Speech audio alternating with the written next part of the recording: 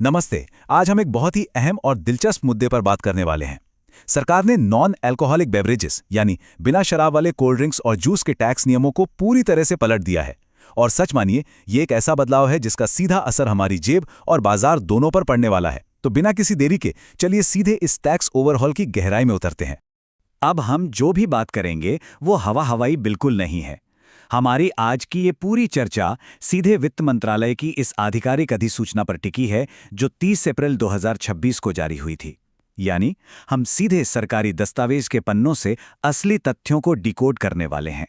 तो इस भारी भरकम सरकारी दस्तावेज का सबसे बड़ा टेक अवे क्या है? आसान भाषा में कहें तो नॉन अल्कोहलिक बेवरेजेस के जीएसटी वर्गीकरण का जो पुराना ढांचा था उसे पूरी तरह से बदल कर रख दिया गया है। एक तरह से नियमों की पूरी किताब ही नई लिख दी गई है।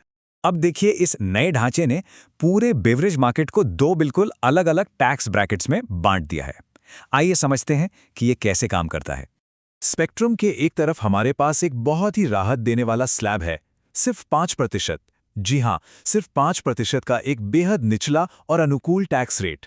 लेकिन सवाल यह है कि ये छूट मिल किसे रही है। खैर, ये 5% का रेट खास तौर पर फ्रूट जूस, ड्रिंक्स और दूध से बने पेय पदार्थों के लिए रिजर्व किया गया है। तो अगर कोई व्यवसाय जूस या मिल्क बेस्ड ड्रिंक्स बना रहा है तो उनके लिए ये यकीनन एक शानदार खबर है। लेकिन कहानी यहीं खत्म नहीं होती। तैयार हो जाइए, क्योंकि अब आता है एक जबरदस्त उछाल।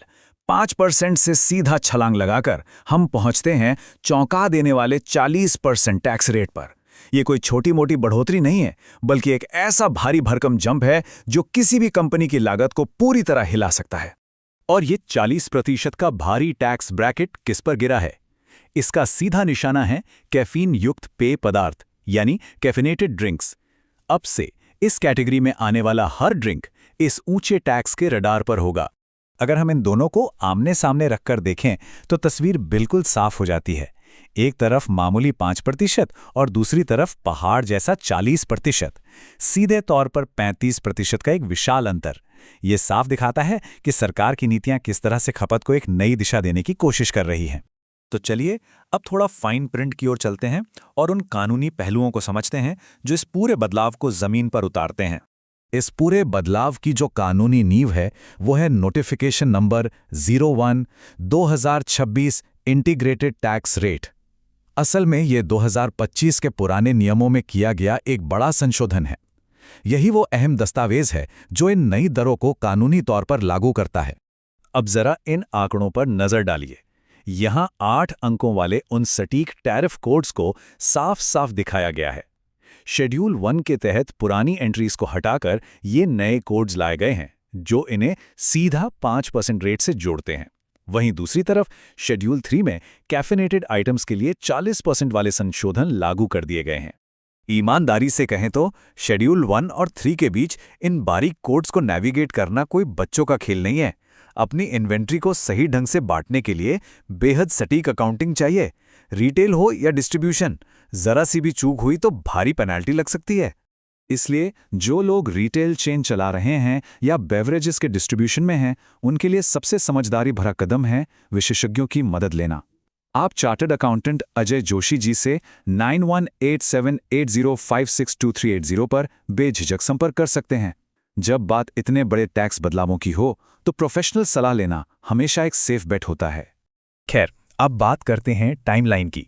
आखिर ये नए नियम हमारी रोजमर्रा की जिंदगी का हिस्सा कब से बन रहे हैं? अब देखिए कि सिस्टम कितनी तेजी से काम कर रहा है। वित्त मंत्रालय ने यह अधिसूचना 30 अप्रैल को छापी और पता है इसे लागू कब किया गया? ठीक अगले ही दिन, यानी 1 मई 2026 को ये नई दरें प्रभावी हो गईं। इसका मतलब है कि बाजार को संभलने या एडजस्ट करने के लिए कोई ग्रेस पीरियड नहीं मिला। तो इस पूरी चर्चा के अंत में हमारे सामने एक बहुत बड़ा सवाल खड़ा होता है। जब दो तरह के ड्रिंक्स के बीच 35% का इतना विशाल टैक्स कैप हो तो आने वाले समय में ये बेवरेज मार्केट को कैसे पलट कर रख देगा?